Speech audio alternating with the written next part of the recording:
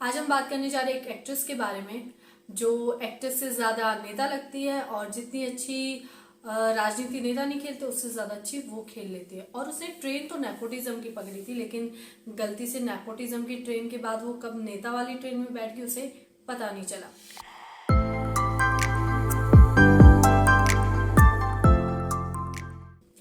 नमस्ते, मेरा नाम है अंजलि और आज हम बात करने जा रहे हैं एक एक्ट्रेस के बारे में जिनका नेम है कंगना रनौत। नाम सुनते ही आपको कहीं ना कहीं पता ही लग गया होगा, ओह कंगना रनौत आखिर सुर्खियों में बनी ही इतनी रहती है। लेकिन ये भी सच बात है कि वो सुर्खियों में हमेशा ही अपने उन स्टेटमेंट्स के चलते बनी रहती है जो बहुत ही ज्यादा विवादित होते हैं। मुझे नहीं पता कि वो सच में ऐसी या फिर वाकई इतनी मंदबुद्धि का इस्तेमाल इतने अच्छे से वो कर ही लेती है। इतने ज्यादा हेट्स तो शायद हमारे नेता भी नहीं फैलाते जिससे ज्यादा वो खुद फैला लेती है। और कहीं ना कहीं लगता है कि वो उसी बॉलीवुड से बिलोंग करती है जहां पर एक पैट्रियोटिक मूवीज में भी जब तक तड़का और मसाला नहीं मारा जाता किसी आइटम सॉन्ग का तब तक मजा नहीं आता। वैसे ही कंगना भी अपने किरदार और बॉलीवुड मसाले को भरपूर ट्विटर, इंस्टा, इवन हर सोशल प्लेटफॉर्म पर यूज कर ही लेती है। वैसे तो कंगना रनौत के बहुत सारे विवादित ऐसी बातें, स्टेटमेंट्स रहे हैं जिनके बारे में हम बातें कर सकते हैं, लेकिन बीते कुछ वक्त की हम बिल्कुल भी बात नहीं करेंगे क्योंकि उन पर हम अपने व्यू रखने लगेंगे तो बहुत बड़ी वीडियो हो जाएगी। लेकिन उसके कुछ इसी मंथ में उन्होंने कुछ अपने विवादित स्टेटमेंट्स ऐसे दिए हैं जिनसे बहुत बड़ा टकराव कहीं ना कहीं हो सकता है। उसी पर हम अपना प्रकाश डालेंगे, अपने व्यू रखेंगे और जानेंगे कि क्या ऐसे स्टेटमेंट रहे हैं कंगना रनौत के बीते वक्त में जो काफी विवादित रहे।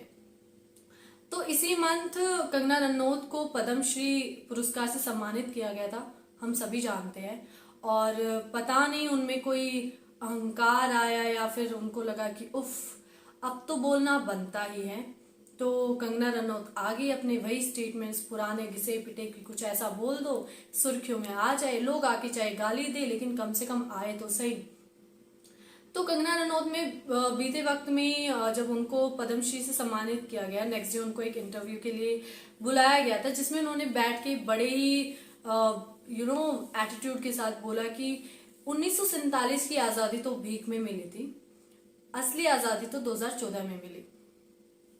मुझे लगता है कि कंगना रनौत को अपनी कुछ बनाई हुई मूवीज जो इतिहास पर बेस है उसको लेके ज्यादा ही आत्मविश्वास उनमें भर गया है और उनको लगता है कि वो इतिहास को बहुत ही भरपूर और अच्छे तरीके से जानती है।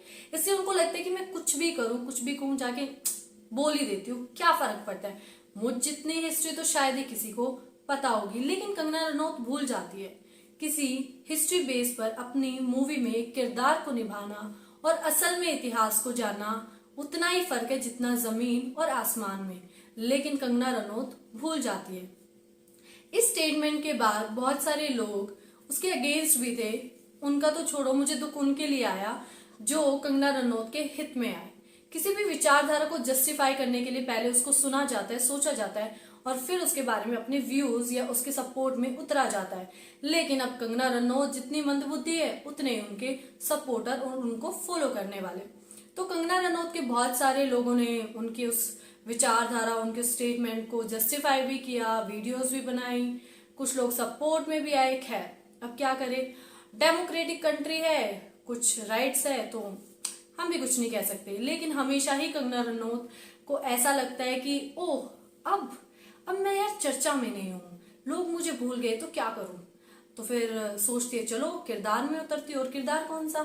बॉलीवुड वाला, मसालेदार, कुछ स्पाइसी तो होना ही चाहिए। गर्मा गर्म कोई स्टेटमेंट देती है और फंस जाती है। उसके बाद काफी चर्चित रही। उन सब के बाद फिर से कुछ ऐसा हुआ कि कंगना रनौत को मैदान में उतरना पड़ा और वो उतर गई। नहीं, वो झांसी वाली रानी नहीं, वहां से तो कोई कनेक्ट नहीं, हो तो सिर्फ किरदार था असल वाला जो उनका वो किरदार निभाते उसमें। तो बीते वक्त 19 नवंबर जिस दिन गुरु नानक जयंती थी उस दिन 3 कृषि कानूनों को वापस लेने का निर्णय लिया गया और 1 साल की कठोर मेहनत और डटे रहने के बाद ये चीज पॉसिबल हो पाई। हम सभी जानते हैं जब कृषि कानून आए थे और जितना भी आंदोलन चला तो बहुत सारे स्टेटमेंट्स पास किए गए थे, और कंगना रनौत उस टाइम काफी ज्यादा चर्चित रही। उनका बहुत ज्यादा पंगा, बहुत ज्यादा विवादित ऐसी चीजें रही है कि वो कुछ भी बोल देती है, उसको नहीं समझ आता है जब वो बोलने लगती है कि मैं क्या बोल रही हूँ, क्योंकि सोचने के लिए दिमाग चाहिए होता है जो शायद कंगना रनौत के पास है नहीं, और है तो वो शायद इस्तेमाल करना भूल जाती है। 19 नवंबर को 3 कृषि कानून जो बिल जो भी था उसको वापस लेने का निर्णय था। प्रधानमंत्री मोदी ने आके अपने भाषण या जो भी जनता को संबोधित किया उसमें उन्होंने अपने उस निर्णय की घोषणा की। उसके बाद क्या होना था सोचो। कंगना रनौत मतलब इतना लड़ गई यार, बेचारी कह रही थी अब मैं क्या करूं, मैंने 1 साल से मैं इतना रायता फैला रही थी, अब उसको समेटना भी तो है। उसको समझ नहीं आ रहा था, अब समझ नहीं आ रहा था तो क्या था, जहर है कहीं तो उगलना पड़ेगा, है ना। तो मुझे नहीं समझ आता कि उसको क्या होता है क्या नहीं। पहले उसने जब शुरुआत की थी तो नेपोटिज्म से शुरू किया था, और नेपोटिज्म से शुरू करते करते किस ट्रैक पे आ गई शायद कंगना रनौत को खुद भी नहीं पता है।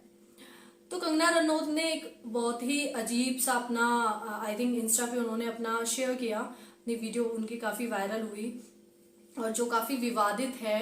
उस पे उन्होंने 1984 की बात की। वो बहुत ही सेंसिटिव टॉपिक रहा है, और उस पे बात करना अगर हम करना भी चाहेंगे तो वो बहुत ही नाप तोल और सोच समझ कर ही बात करना बेहतर होगा। हमेशा से ही कहा गया है और माना जाता है एक समझदार इंसान का कि जब किसी को चोट लगती है तो उस पर हमेशा हमारी बातें मरहम का काम करे, ये थोड़ा जरूरी हो जाता है। जख्म पे नमक मिर्च लगाना तो बिल्कुल भी सही नहीं होता। लेकिन कंगना रनौत मुझे तो ऐसा लगता है कि वो दोनों अपने शब्दों में और अपने हाथों में सब जगह नमक मिर्च लेकर घूमती है, और वो कुछ भी टाइप करे या कुछ भी बोले उससे केवल और केवल नमक मिर्च ही झलकती है और दिखाई देती है। वैसे इन्होंने इस मुद्दे पर भी किया, और उन्होंने जलते भूनते हुए बिना सोचे समझे अपनी आग में अपने अहंकार में आते हुए लास्ट स्टेटमेंट अभी जो उन्होंने रिसेंटली दी वो इन्होंने ये दी कि 1984 में जो भी हुआ वो बहुत अच्छा हुआ। मतलब वो वर्ड्स बहुत ही भद्दे यूज करती है, किसी को आतंकवादी बोलती है, किसी को देशद्रोही, किसी को खालिस्तानी। उसके वर्ड्स तो मतलब बिल्कुल बिल्कुल ही जीरो लेवल के हैं, बहुत बहुत ज्यादा। तो फिर वही बात, मच्छरों की तरह मसल देना, इनको तो ऐसे ही गुरु चाहिए, ऐसे ही गुरु से ये सही रहते हैं। मुझे समझ नहीं आता कंगना, अगर आप गुरु की बात कर रहे हो ना, सच बताऊं आपको, अपने शिक्षण के दौरान, ठीक है, जब आप शिक्षा ग्रहण कर रही थी उस वक्त अच्छे गुरु मिले होते, या फिर शायद हो सकता है अच्छे गुरु मिले हो लेकिन आपने अपने मस्तिष्क का, अपने दिमाग का सही से इस्तेमाल ना किया हो, आपने सही शिक्षा ली होती, सही बातें सीखी होती, तो आज आप दूसरों के गुरु को डिसाइड करने के लिए बिल्कुल भी नहीं बैठती। आपका अपना व्यू रखना, आप जिस फील्ड से आती है, अगर आप नेपोटिज्म के खिलाफ आवाज उठाती है, आपने वो सब चीजें फेस की है, उस चीजों की कल्पना आप कर सकती है। लेकिन आप ऐसी चीजों पे, आपको कंगना रनौत को बीघे क्या होते हैं, किले क्या होते हैं, साल में कितनी फसल पैदा की जाती है, अगर आपको इतनी नॉलेज नहीं है, आप उस फील्ड से नहीं आते हो, अभी आपने कभी फावड़ा नहीं उठाया, आपने खेती में कभी कुछ भी काम नहीं किया, आप कुछ नहीं जानते उस फील्ड के बारे में, उसमें अपने व्यू इतने ज्यादा रखना और इतना उसमें इन्वॉल्व हो जाना सही नहीं है। जिस चीज की जानकारी है उस पर ही बोलना बेहतर होता है। आप अपनी बातें रखें, लेकिन बातों को बातों की तरह रखें, जहर ना उगले, क्योंकि आपकी जैसे बातें होती है वैसे सिर्फ और सिर्फ टकराव पैदा हो सकते हैं और उससे ज्यादा कुछ नहीं।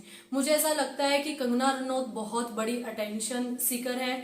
जब भी उसको लगता है कि कोई उसको याद नहीं कर रहा है, कंगना रनौत को देश भूल गया है, तो उसे ज्यादा कुछ नहीं करना पड़ता है। वो आती है और एक फालतू सा, वाहियात सा, लॉजिकलेस, मीनिंगलेस, जिसका कोई आधार नहीं होता, वो स्टेटमेंट पास कर देती है और निकल जाती है। और अब उसको पता है कि बस भारत की जनता तो लगी इसी काम पे, मेरा काम था सुर्खियों में आना, अब मैं न्यूज में छा ही जाऊंगी।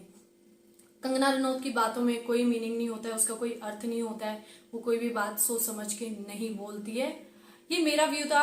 आपका ओपिनियन कंगना रनौत को लेकर हो सकता है थोड़ा डिफरेंट हो, कोई दिक्कत नहीं है। लेकिन जो 2 स्टेटमेंट मैंने आपके सामने कहे हैं 1947 वाले और 1984 वाले पे जो उसने बातें की है, वो मेरे लिए बिल्कुल गलत है और मुझे वो कोई भी मीनिंग के साथ नहीं लगी। आपको इस बारे में कैसा लगता है जरूर अपना व्यू कमेंट में छोड़ना। वीडियो अच्छी लगी हो लाइक करना, शेयर करना और चैनल को सब्सक्राइब कर लेना। धन्यवाद।